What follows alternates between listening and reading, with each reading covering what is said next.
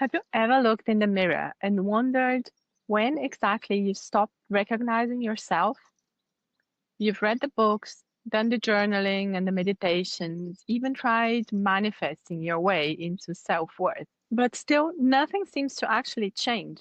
It all just seems to be off. Most people think the path to clarity is through fixing themselves. They double down on doing more, being better, and staying strong, building up harder schedules, even when they are quietly falling apart. I know this because I tried it all. I downloaded the routines, joined the challenges, rewrote my goals with every new moon, made the new dream board over and over. I made self improvement my second part time job. But no matter how optimized my planner looked, I still felt hollow inside. In the end, I came to the conclusion I was deeply missing me. I'm Anna, and this is the Value Signal.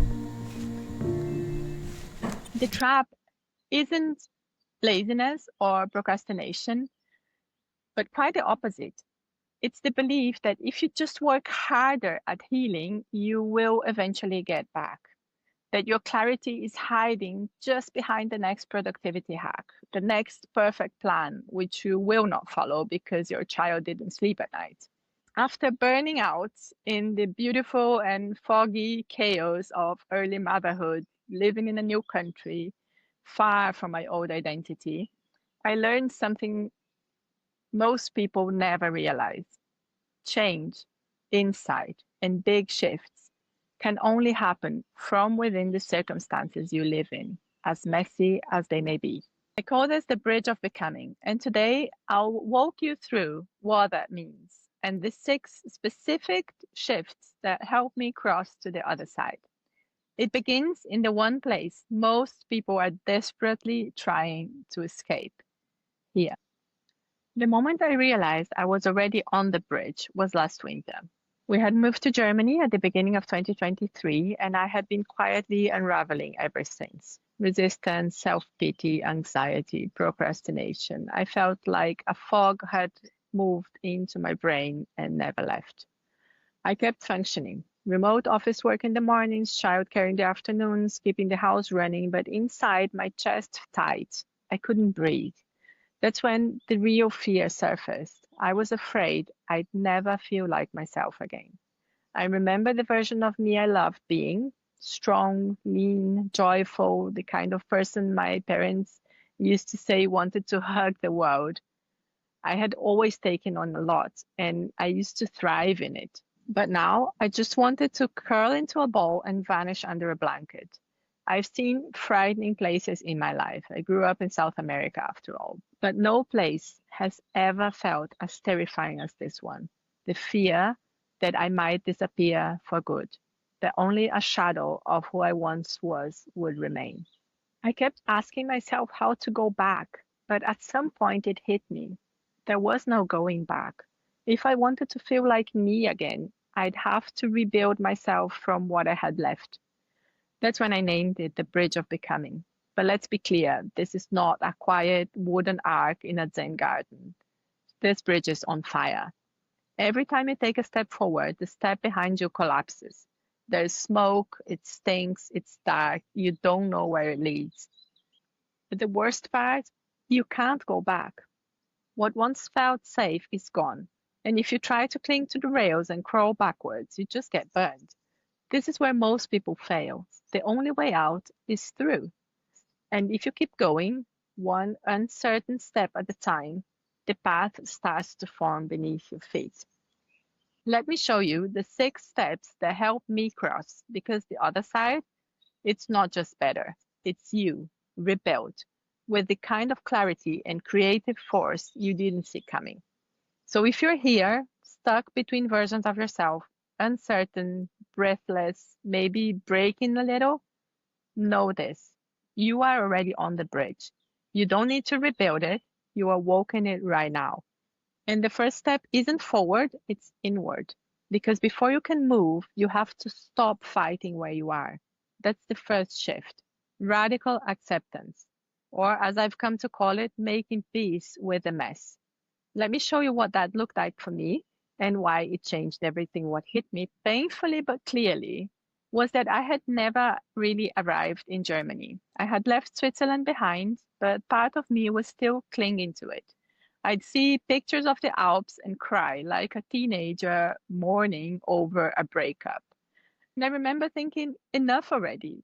Get over it. This isn't helping. I need to arrive here, in this land, in this house we can't afford to renovate yet, in this imperfect present, not just to save my family, to save myself.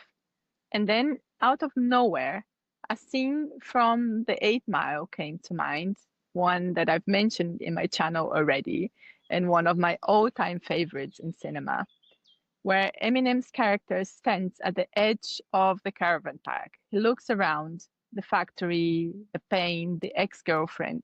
Everything is just a mess. Or as we say in German, die Beschissenheit der Dinge, the shittiness of it all. He sees it, and still he doesn't run. He finally accepts it. He walks straight into it. That was my turning point. I stopped dramatizing, I dropped the hostility, and finally let the situation be what it was: raw, messy, unsolved. And in that surrender, I found dignity. My head lifted. I started talking to people. New ideas, real, resonant ones, came back to me.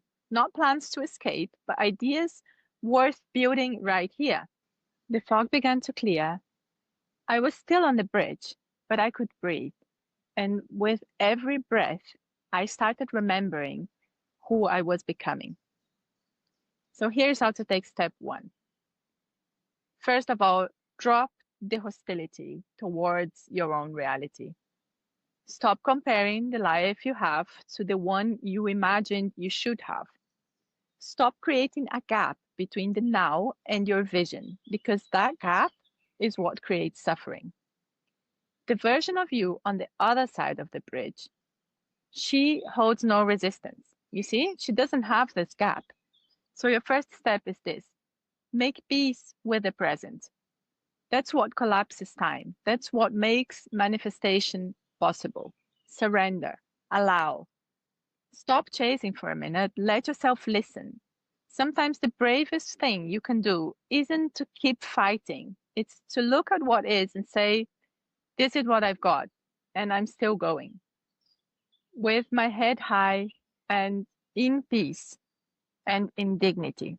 Once you've made peace with where you are, something magical starts to happen. You get to choose. And from this place of dignity, choosing becomes lighter, even fun. This is where the formula comes in. If you don't know Bashar, the channeled being who teaches this principle, no worries. I'll share the essence here, no cosmic background required.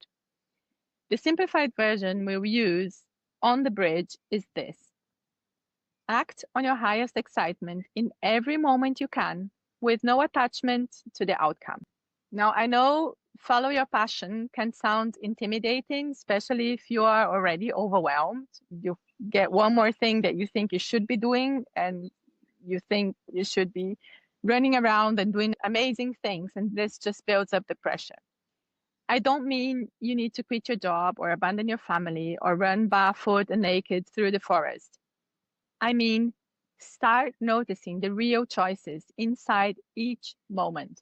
For example, if your to-do list feels like a mountain, pick the one task that feels even slightly more energizing than the rest and start there.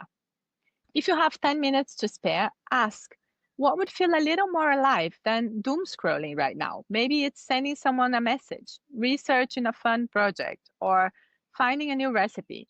Let it be small, let it be doable. The key is not intensity, it's resonance. And don't worry, what needs to get done will get done. The formula is an organizing principle. Boring tasks will find their place too, but they enter your day differently when you're aligned. And why is this important? Because excitement is the language of your higher self. When you act on it, even in tiny ways, you're signaling that you're listening. And the more you listen, the clearer the guidance becomes. And a warning, synchronicities may occur as a result. So here's your invitation. Today, notice where you have a choice. Choose the option that feels even a little bit more exciting. That's enough. That's how we start. Once you begin following the formula, choosing what feels most alive moment by moment, something beautiful starts to happen. Your own essence becomes clearer. You remember what you like, how you move, what excites you. Sometimes you even catch glimpses of the child you once were and think, this is what I've always been like. Treasure those moments. They are the light starting to shine through the smoke. They are you remembering you.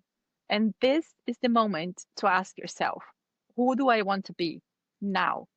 Not the person you used to be, not the version that performed for safety or approval, but the version that feels true, the U shaped hole in the universe, the version that you can be with what you have at hand. This is your signal. And now it's time to crystallize it. So here's where most people slip. They awaken to who they are, but they never embody it. That's what habits are for. And in times of transition, stress, or spiritual disorientation, it's not discipline you need, it's micro habits. Micro habits are like gentle support for your becoming. They are quiet, they are unthreatening, they slip under the radar of your resistance and begin to build a rhythm of trust with your nervous system. One small act done consistently speaks louder than 1,000 intentions.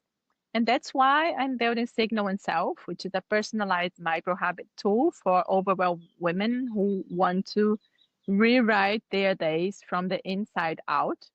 It follows your energy, your level of resistance, your real life. If you want to be part of the founding members for Signal and Self, you'll find the link below in the description. But here's how you start today. Choose one small act that brings you back to yourself. Keep it simple and honest, and do it again tomorrow. That's how identity is built, not in grand declarations, but in small, sacred repetitions. Once this new identity of yours starts to emerge, it's easy to get excited. You start seeing glimpses of who you are really, and you start acting from alignment. But this is also the most fragile moment. Identity at this stage is like a sprout. It's pushing through the soil, full of potential, but very vulnerable. It needs protection. The right light, water, in human terms, that nourishment is trust. Not blind optimism, not perfection, but unshakable self trust. The kind that whispers, I've done hard things before, I'll keep showing up now. I would admit, when I first read Think and Grow Rich by Napoleon Hill, I almost completely dismissed this part. It felt like mindset talk or fluff. I thought I'm confident enough, but I was wrong and I was arrogant. It took me a few internal failures where I collapsed not because I didn't have the skills, but because I didn't believe in myself and ended up giving up too soon to realize the depth of this teaching. As Dan Cole states, you need to stop collecting evidence against yourself and create evidence for your potential and capabilities. No transformation can fully root if you don't first believe it's possible. And that kind of belief, it's your responsibility. No one else can give it to you, but you can cultivate it daily. Here's the practice Napoleon Hill recommends, and I've adapted in my own life. Every day, for a minute, close your eyes and recall something you're proud of. Think of a moment you overcame resistance or a difficulty. Remember a time you created something from nothing. Let those memories remind you of who you already are. And here's where it gets interesting. In the last few months, I've discovered that AI can actually support this process. Why? Because AI doesn't have your self doubt. It has no limiting beliefs. It just believes you are human and humans are capable of incredible things. You still have to do the inner work, but AI can remind you of what you've already done and nudge you towards who you are becoming. So try it. Write a short reflection, something you're proud of. Ask AI to respond as your coach or higher self. Read it aloud. Let it land. Self trust is not found, it's forged. And it gets stronger every time you show up. You can try this micro habit prompt. Choose one moment of personal power, write it down. Ask yourself, what does this moment prove about who I am? And let AI reflect it back to you if you need a witness. By now, you've stopped resisting the present and come back to your center. You've begun listening to your signal, doing what makes you feel alive. You've taken small steps, micro habits that crystallize your new identity. You've begun building a quiet, unshakable trust in yourself. And now, this new identity, it's not just a sprout anymore, it has grown leaves, which means it's time to bring it into the sun. So it is time to express. Whatever this new version of you is becoming, create from her. Write, speak, cook, sketch, share, serve. It doesn't matter how you show up. What matters is that you let it out. Creation is forward motion. It's how you keep walking the bridge. And if self doubt tries to sneak in again, go back to step number 4. Remind yourself if the idea came to you, someone is waiting for it. That's not wishful thinking. That's universal design. The universe doesn't plant ideas without there being a need for them somewhere else. So don't deprive the world of what you carry. That's not humble, that's selfish. Creation is service. And yes, maybe you are not experienced yet. Okay, good. Experience only comes through action. I'll leave you with a quote that has guided me every time I was tempted to hold back. Whatever you can do or dream you can do, begin it. Boldness has genius, power, and magic in it. Begin it now. That's by Goethe. Take the step, especially now, because if you follow the steps before this one, the next step will appear to you one by one. Trust this. So here's a mini challenge action. Choose one small thing you've been thinking of creating. Don't overthink it. Just start in draft, sketch, or audio note or outline. Creation is becoming. It needs action. Let the world meet who you really are. You've almost crossed the bridge now. You are emerging as someone new and at the same time, still you. And now it's time to protect what you've become. This final step is what prevents you from walking backwards. I call it sacred tunnel vision. Imagine this like putting a net around your plant so the bugs don't eat the new leaves. Your blooming self doesn't need more advice, comparison, or doubt. It needs protection. Here's how sacred tunnel vision goes. Relentlessly ignore what people around you say is realistic. Most people have no idea what realistic means anymore. The world is changing so fast. What was unthinkable 5 years ago is now normal. Realistic is often just outdated fear. It has no context in your reality. Forget it. Ignore the timeline others put on your dreams. You're not late, you're not behind, and it won't take forever. You are on your signal's schedule. Ignore the voice that says you're not ready. That's a feeling, it's not a fact. Being ready is a decision. And yes, this focused path may feel lonely at first. That's normal. Nothing is wrong. But remember, you are not the only one walking this bridge. Seek out resonance. Look for people who are already doing what you dream of. Follow those who reflect your becoming, not your fear. Join challenges. Plug into digital circles. I'll leave the link below for the new Signal Circle, which is free and you can join and meet other women who are going through the same process. Let community help crystallize your signal. That's why the Bridge of Becoming will soon become a guided challenge too. So if you want someone to walk with you and hold your hand, you won't have to do it alone. And finally, Use AI as your focus amplifier. Yes, I mean it really. AI has none of your self doubt. It doesn't hesitate. It assumes you're capable because you are human. The next piece I'm releasing is a free guide to building your own AI assistant, a thought partner to help you stay focused, overcome resistance, and design the life that matches your signal, personalized to you. If you want to go beyond inspiration and start building, that's your next step. Stay tuned because you've almost crossed the bridge, and the other side, it's already calling your name. So these are the steps that brought me across the bridge. I took each one, sometimes clumsily, hesitating, sometimes in tears, sometimes unsure whether they would lead me anywhere. And then one day it became clear I had arrived. Not in a new house, not in a perfect schedule, not with everything figured out. I'm still in the same place, a house we haven't renovated yet.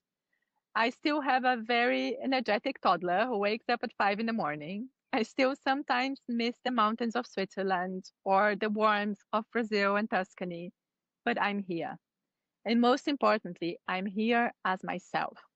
I don't feel like a ghost anymore. I'm no longer waiting for a future version of me to show up and fix things or for something to happen that makes it all change. I crossed the bridge, and what I found wasn't clarity or perfection. It was someone rare that I thought I had lost. The girl who made my mother.